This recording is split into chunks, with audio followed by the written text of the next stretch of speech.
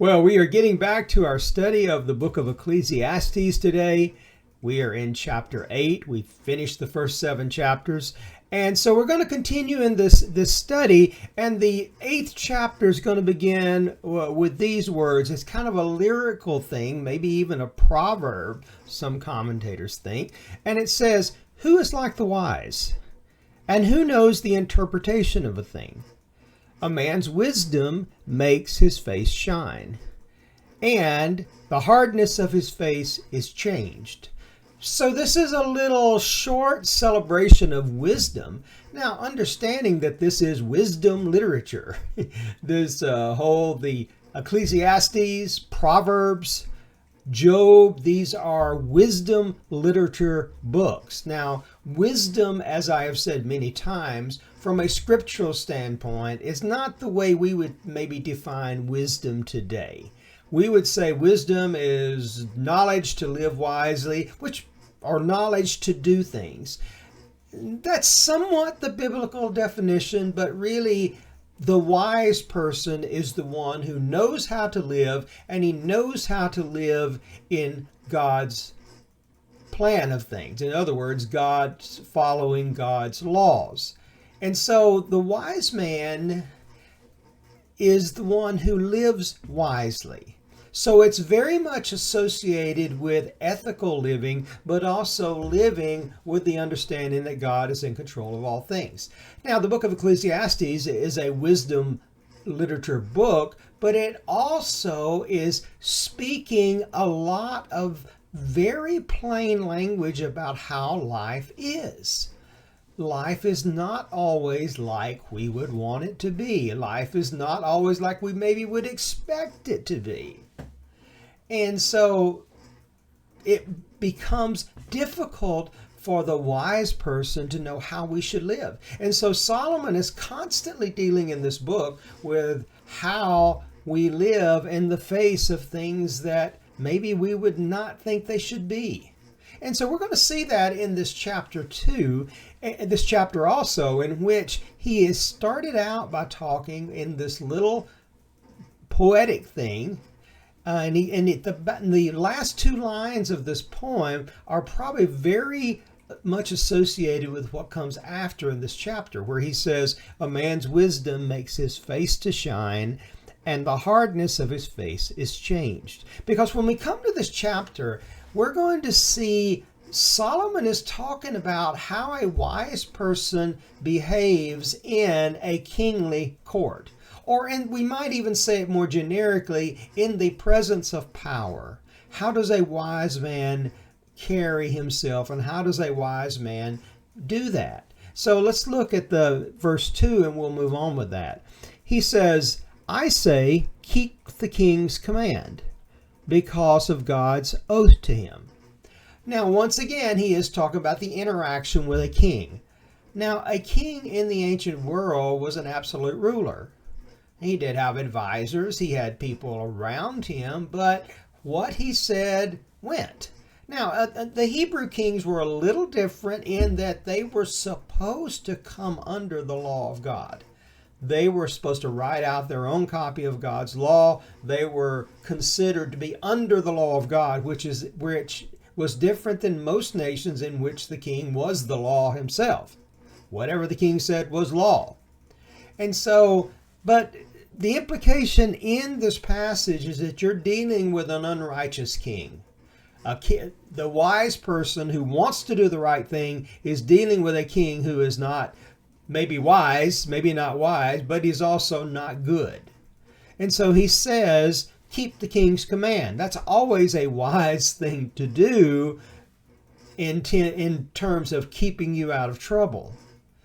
And he says, because of God's oath to him, that could be the oath of the man to the king, or the fact that God in the scriptures guarantees the king. But he says, keep the king's oath.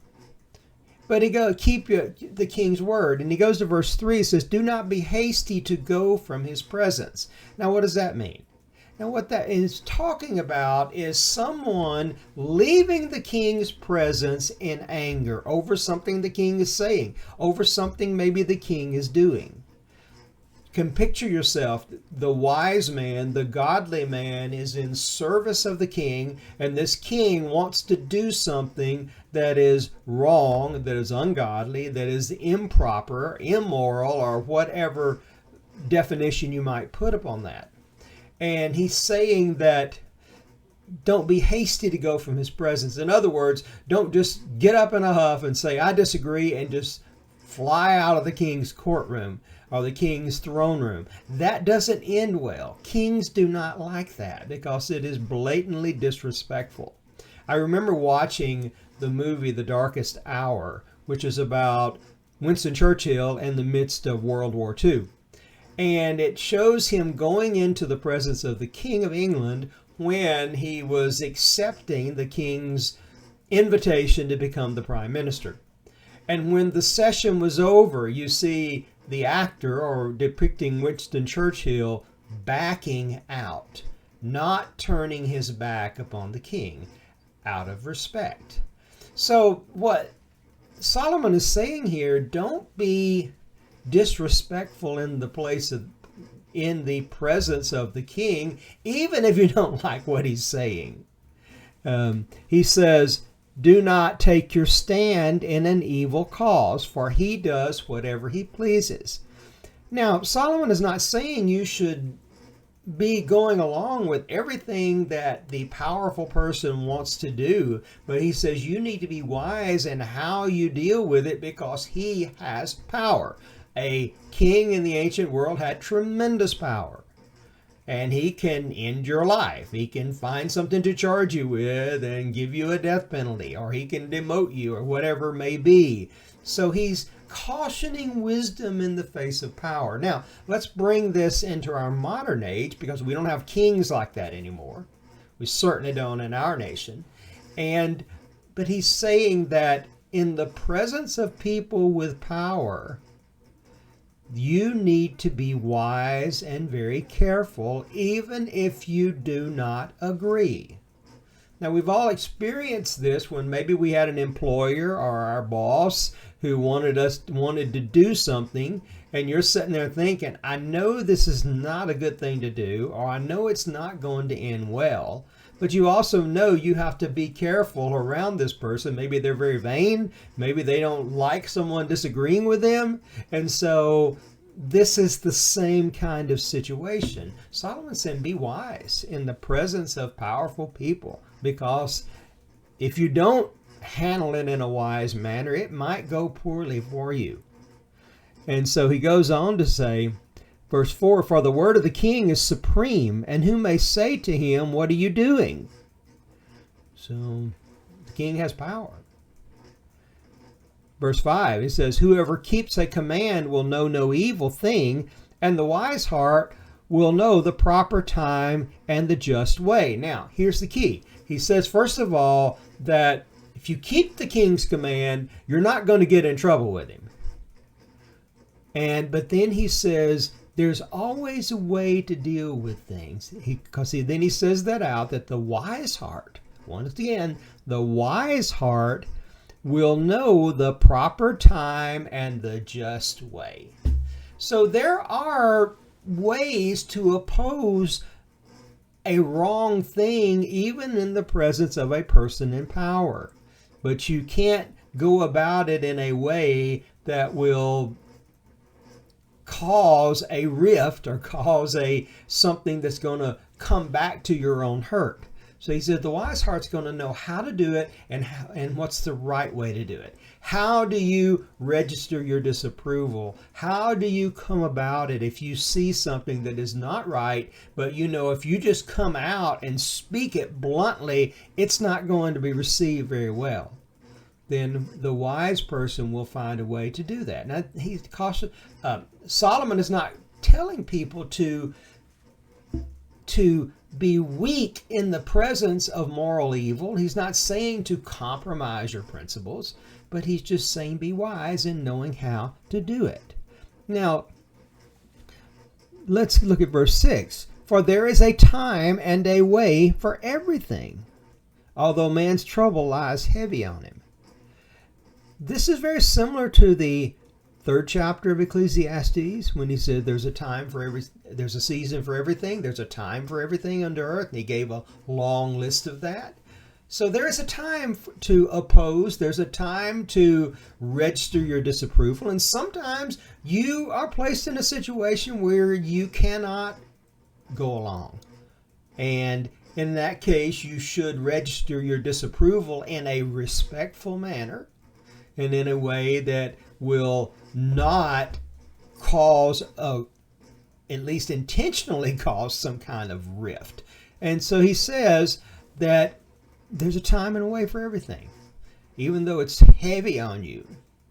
And so we always must seek to live the wise life. Sometimes people get full of themselves. Sometimes people get prideful in their knowledge, and they fly off the handle in some way or another and lose their temper or get bolder than they should be and not kind of knowing their place. Whereas the wise person will find a way to do it. Most people, not all, but most people, if you approach them in the right way, they're willing to listen to you. And that's really what Solomon is saying here. In verse 7, he says, "For he does not know what is to be, for who can tell how it will be?" No one knows what's going to happen. The king doesn't know, or the wise person doesn't know. The person who's over you in your job does not know, and you don't know. But he says, find the right way to do it. Now, verse 8, and he's going to speak to the limitations of power. Even though the king may seem to have full power, even though he may seem to have, or your boss may seem to have complete power over everything you do, over your job and all of the things, no one has complete power. And he goes on to say in verse 8, he said, "No one has power to retain the spirit." Now, that's interesting. I'm going to go and read the rest of that verse. He says, no one has power to retain the spirit or power over the day of death. Now, that sounds a little redundant. But when we understand that the word for spirit in Hebrew, ruach, also means wind, and it also means breath. So it could be saying here, rather than being redundant, he may be saying that no one has the power to control the wind. Just a very simple explanation. No one can control the wind. And he's speaking of the limitation of power. The second thing he says is no one has power over the day of death. No one, no matter how much power some person may seem to have, they can't control when they die. We have all seen people die before their time, and sometimes people we love. And so any human power is limited. He said there is no, in the second part of that verse, there is no discharge from war. In other words, if you're in the army and you're in the middle of a war, you can't just decide, well, I think I'm going to go home now. No, you'll be called a deserter. So he said there's no way you don't have control over your circumstances once you go into war. You're at the behest of your commanders and you're doing your job. So there's no discharge from war. And he goes on to say that, nor will wickedness deliver those who are given to it. So people being wicked, their wickedness is going to deliver them. So even though somebody has amassed great power and done all of these things, it will not deliver them in the day of their death.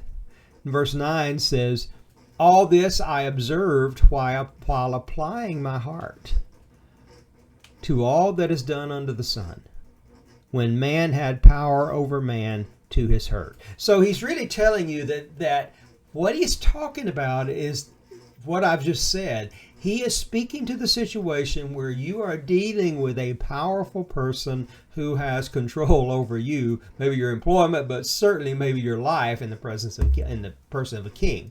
And so he said, I've seen all this, and this is what I have observed. And what was his decision? Live wisely. Don't be quick to oppose the wicked person or the person in power. Let's just say that, because they may not be wicked, but they may be doing bad things that are just wrong or just maybe not even wise. He said, don't just get in a huff and oppose that, because it's going to come to your hurt. Instead, find the wise way to deal with it. Find the wise way to handle it. And do it that way. Because otherwise, you could come into trouble for yourself. And part of the whole thrust of the book of Proverbs is how to live life in this fallen, sinful world. He acknowledges that the world is not what it ought to be. It's fallen, it's sinful, and there are things that happen because of this sinful world. And he's trying to teach within this entirety of this book how to have a good life in the midst of that. And so when dealing with people in power, don't just try to drive things to a confrontation because they got more power than you. You're just asking for trouble.